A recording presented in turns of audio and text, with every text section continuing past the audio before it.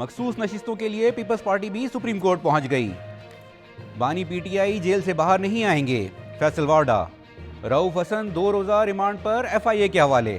جان بوجھ کر غلط فیصلہ کرنے والے جج پر اللہ کا قہر نازل ہو، جسٹس طارق مسعود۔ عمران خان کا اعتراف، مقدمہ ملٹری کورٹ جلد جائے گا۔ کراچی میں سمندری ہوائیں بحال، گرمی کا زور ٹوٹ گیا۔ مسلم لیگ نون کے بعد پیپلز پارٹی نے بھی مخصوص نشستوں پر سپریم کورٹ کے فیصلے پر نظر ثانی اپیل دائر کر دی۔ پی پی کی اپیل میں موقف اختیار کیا گیا ہے کہ چیئرمین سنی اتحاد کونسل حامد رضا نے بطور آزاد امیدوار انتخابات میں حصہ لیا۔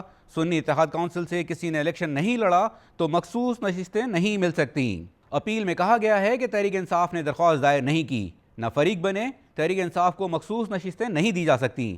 تحریک انصاف کو بن مانگے نشستیں دے دی گئی ہیں۔ پیپلز پارٹی نے اپنی نظر ثانی اپیل میں مخصوص نشستوں کا 12 جولائی کا فیصلہ واپس لینے کی استدعا کی ہے۔ سابق وفاقی وزیر سینیٹر فیصل وارڈا نے کہا ہے کہ بانی پی ٹی آئی جیل سے باہر نہیں آئیں گے اور نہ ہی موجودہ حکومت کہیں جا رہی ہے۔ یہ بات انہوں نے نجی ٹی وی چینل سے گفتگو کرتے ہوئے کہی۔ فیصل وارڈا نے کہا کہ وزیر اعلیٰ پنجاب مریم نواز نے ججز کے خلاف جو بات کی ان پر توہین عدالت کی کارروائی ہونی چاہیے۔ فیصل وارڈا نے کہا کہ خواجہ آصف آئینی بریک ڈاؤن کی بات نہ کریں، ان کی حکومت کہیں نہیں جا رہی۔ اسلام آباد کی عدالت نے پی ٹی آئی رہنما رؤف حسن سمیت پی ٹی آئی کے دیگر کارکنان کو 2 روزہ جسمانی ریمانڈ پر ایف آئی اے کے حوالے کر دیا۔ ایف آئی اے نے رؤف حسن کو سیشن عدالت کے جوڈیشل میجسٹریٹ عباس شاہ کی عدالت میں پیش کیا، جہاں پی ٹی آئی کی جانب سے وکیل لطیف کھوسا عدالت میں پیش ہوئے۔ عدالت نے رؤف حسن سمیت پی ٹی آئی کے دیگر کارکنان کا 2 روزہ جسمانی ریمانڈ منظور کر لیا، جبکہ 2 خواتین کو جوڈیشل ریمانڈ پر جیل بھیج دیا۔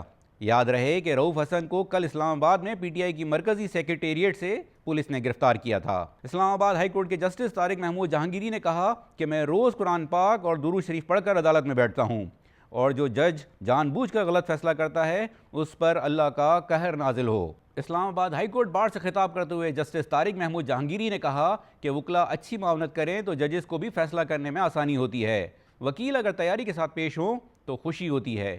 ہم ہر فیصلہ یہ سوچ کے لکھتے ہیں کہ یہ ہمارا ایگزامینیشن پیپر ہے، ہمارا فیصلہ سپریم کورٹ میں چیلنج ہوتا ہے۔ بانی P T I Imran Khan نے گزشتہ روز اڈیالہ جیل میں صحافیوں سے گفتگو کرتے ہوئے اس بات کا اعتراف کیا کہ انہوں نے اپنے کارکنوں کو جی ایچ کیو جا کر احتجاج کرنے کی خود ہدایات دی تھیں۔ ان کا یہ اعتراف عمران خان کو ملٹری کورٹ لے جائے گا۔ اس حوالے سے ذرائع کا کہنا ہے کہ اس اعتراف نے فوجی عدالت لے جانے کی مکمل طور پر راہ ہموار کر دی ہے۔ عمران خان نے صحافیوں سے گفتگو میں یہ خیال ظاہر کیا تھا کہ 9 مئی کے مقدمات میں انہیں فوجی حکام کے حوالے کر دیا جائے گا جو انہیں فوج کی جیل میں رکھیں گے۔ کراچی میں گرمی کا زور توڑنے والی سمندری ہوائیں بحال ہو گئیں۔ چیف میٹرولوجسٹ سردار سرفراز نے کراچی میں سمندری ہوائیں بحال ہونے کی نوید سنا دی۔ سردار سرفراز نے کہا کہ کراچی میں ہوا کے کم دباؤ کی وجہ سے سمندری ہوائیں معطل تھیں، لیکن کل شام سے سمندری ہوائیں بحال ہو گئی ہیں۔ چیف میٹرولوجسٹ نے بتایا کہ آج کراچی کا موسم بالکل معمول کے مطابق ہے جو جولائی کے دنوں میں ہوتا ہے۔ جولائی کے دنوں میں کراچی کا موسم ابر آلود رہتا ہے، سمندری ہوائیں چلتی ہیں۔ صبح سے شہر میں 15 سے 18 کلومیٹر فی گھنٹہ کی رفتار سے ہوائیں چل رہی ہیں۔